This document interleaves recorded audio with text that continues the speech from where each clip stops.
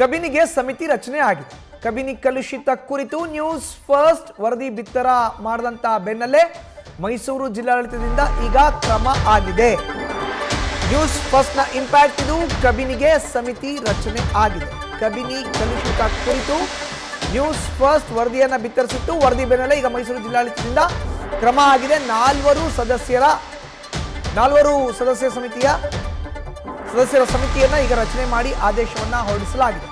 ಅಧ್ಯಕ್ಷ, ಸದಸ್ಯ, ಕಾರ್ಯದರ್ಶಿ ಈ ಸದಸ್ಯರ ನೇಮಕ ಆಗಿದೆ. ಈಗ ಕಬಿನಿ ನೀರಿನಲ್ಲಿ ಅವೈಜ್ಞಾನಿಕ ತ್ಯಾಜ್ಯ ವಿಲೇವಾರಿ, ಜಲಮೂಲಗಳು ಗುಣಮಟ್ಟ ಕಳೆದುಕೊಳ್ಳುವಂತ ಸಾಧ್ಯತೆ ಇದೆ.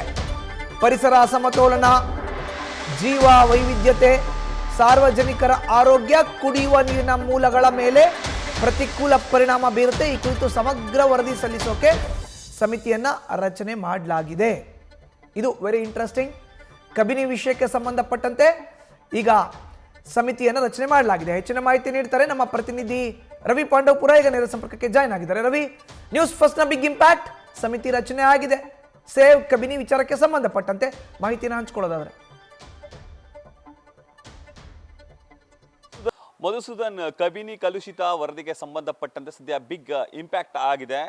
ಮೈಸೂರು ಜಿಲ್ಲಾಡಳಿತ ಕಬಿನಿ ಕಲುಷಿತ ಅಥವಾ ಕಬಿನಿ ಹಾಲಾಹಲಕ್ಕೆ ಸಂಬಂಧಪಟ್ಟಂತೆ 4 ಸಮಿತಿಯನ್ನ ರಚನೆ ಮಾಡಿದೆ. ಪ್ರಮುಖವಾಗಿ ಆ ಸಮಿತಿಯಲ್ಲಿ ಜಿಲ್ಲಾ ಪಂಚಾಯತ್ನ ಉಪ ಕಾರ್ಯದರ್ಶಿಯಾದಂತಹ ಭೀಮಪ್ಪ ಲಾಳಿ, ಅದರ ಜೊತೆಗೆ ಕಬಿನಿಯ ಕಾರ್ಯನಿರ್ವಾಹಕ ಎಂಜಿನಿಯರ್ ಅಂತಹ ರಂಗಯ್ಯ, ಇನ್ನು ತಾಲೂಕ್ ಪಂಚಾಯತ್ನ ಕಾರ್ಯಪಾಲಕ ಎಂಜಿನಿಯರ್ ರವಿಚಂದ್ರ ಹಾಗೂ ಕರ್ನಾಟಕ ರಾಜ್ಯ ಮಾಲಿನ್ಯ ನಿಯಂತ್ರಣ ಮಂಡಳಿಯ ಸದಸ್ಯರಂತಹ ಸುನಿಲ್, ಈ 4ರನ್ನ ನೇಮಕ ಮಾಡಿ ಆದೇಶವನ್ನ ಹೊರಹಾಕಿದೆ. ಕಬಿನಿ ನೀರಿಗೆ ಘನ ಹಾಗೂ ದ್ರವ ತ್ಯಾಜ್ಯವನ್ನ ಬಿಡಲಾಗ್ತಿತ್ತು, ಕಬಿನಿ ಕಲುಷಿತ ಆಗ್ತಿತ್ತು ಅಂತೇಳಿ ನ್ಯೂಸ್ ಫಸ್ಟ್ ವಿಸ್ತೃತವಾದ ವರದಿಯನ್ನ ಪ್ರಸಾರ ಮಾಡಿತ್ತು. ಕಬಿನಿಗೆ ಕಲುಷಿತ ನೀರನ್ನ ಬಿಡ್ತಿದ್ದಂತಹ ಸರ್ಗೂರ್ ಮತ್ತೆ HT ಕೋಟ ಪಟ್ಟಣದ 5 ಭಾಗಗಳಲ್ಲಿ ನೀರಿನ ಸ್ಯಾಂಪಲ್ ಅನ್ನು ತೆಗೆದುಕೊಂಡು ಅದನ್ನ ಟೆಸ್ಟ್ಗೆ ಕಳಿಸಿ ಅದರಲ್ಲಿರುವಂತಹ ಅಂಶಗಳನ್ನ ತಿಳಿಸುವಂತ ಕೆಲಸಕ್ಕೆ ಮುಂದಾಗಿತ್ತು. ಇನ್ನು ಕಬಿನಿಯ ಹಿನ್ನೀರಿನಲ್ಲಿರುವಂತಹ ಅಕ್ರಮ ರೆಸಾರ್ಟ್ಗಳು, ಹೋಮ್ ಸ್ಟೇಗಳಿಂದಲೂ ಕೂಡ ಕಬಿನಿಗೆ ತ್ಯಾಜ್ಯವನ್ನ ಸುರಿಯಲಾಗ್ತಿತ್ತು. ಈ ಎಲ್ಲ ವರದಿಗಳನ್ನ ವಿಸ್ತೃತವಾಗಿ ಪ್ರಸಾರ ಮಾಡಿದ ಬೆನ್ನಲ್ಲೇ ವರದಿ ಪ್ರಕಟವಾದ ಕೆಲವೇ ಗಂಟೆಗಳಲ್ಲಿ ಜಿಲ್ಲಾಧಿಕಾರಿಗಳಂತಹ ಲಕ್ಷ್ಮೀಕಾಂತ್ ರೆಡ್ಡಿ ಅವರು ಒಂದು ಸಮಿತಿಯನ್ನ ನೇಮಕ ಮಾಡಿ ಆದೇಶವನ್ನು ಹಾಕಿದ್ದಾರೆ. 15 ದಿನಗಳ ಒಳಗಾಗಿ ಒಂದು ರಿಪೋರ್ಟ್ ಅನ್ನ ನೀಡಬೇಕು ಅಂತ ಹೇಳಿ ಅವರು ಸ್ಪಷ್ಟವಾಗಿ ನಮೂದನ್ನು ಮಾಡಿದ್ದಾರೆ. ಪ್ರಮುಖವಾಗಿ ಇಲ್ಲಿ ಅವರು ಉಲ್ಲೇಖ ಮಾಡಿರೋದೇನಂತ ಅಂದ್ರೆ, ಕಬಿನಿಯ ಹಿನ್ನೀರಿನಲ್ಲಿರುವಂತಹ ಅಕ್ರಮ ರೆಸಾರ್ಟ್ಗಳು, ಹೋಮ್ ಸ್ಟೇಗಳಲ್ಲಿ ತ್ಯಾಜ್ಯವನ್ನ ಎಲ್ಲಿಗೆ ವಿಲೇವಾರಿ ಮಾಡ್ತಿದ್ದಾರೆ, ಅದಕ್ಕಾಗಿ ಅಗತ್ಯ ಕಾನೂನು ಕ್ರಮಗಳನ್ನ ತೆಗೆದುಕೊಂಡಿದ್ದಾರಾ ಅನ್ನೋದು.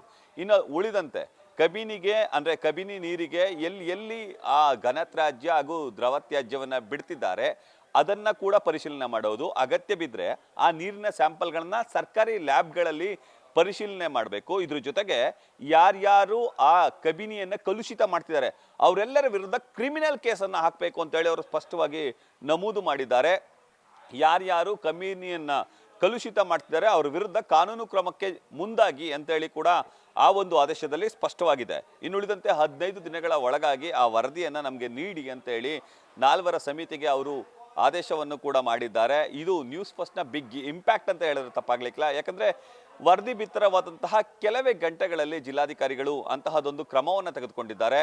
ಕಬಿನಿಯನ್ನ ಉಳಿಸುವ ನಿಟ್ಟಿನಲ್ಲಿ ನ್ಯೂಸ್ ಫಸ್ಟ್ ನಿರಂತರವಾಗಿ ಹೋರಾಟವನ್ನ ಮಾಡ್ತಿತ್ತು.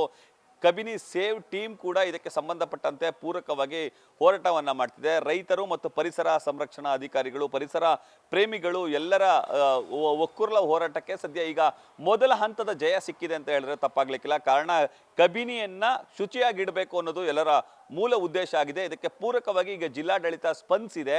ಕಬಿನಿಯನ್ನ ಅಂದ್ರೆ ಕಬಿನಿಯಲ್ಲಿ ಬಿಡ್ತಿರುವಂತಹ ಘನ ಹಾಗೂ ದ್ರವ ತ್ಯಾಜ್ಯವನ್ನು ತಪ್ಪಿಸುವ ನಿಟ್ಟಿನಲ್ಲಿ ಅಗತ್ಯ ಕ್ರಮಕ್ಕೆ ಮುಂದಾಗಿದೆ. ಆ ಮೂಲಕ ಇದು ನ್ಯೂಸ್ ಫಸ್ಟ್ ನ ಬಿಗ್ ಇಂಪ್ಯಾಕ್ಟ್ ಆಗಿದೆ ಅಂತ ಹೇಳಿದ್ರೆ ತಪ್ಪಾಗ್ಲಿಕ್ಕಿಲ್ಲ. ಮಧುಸೂದನ್.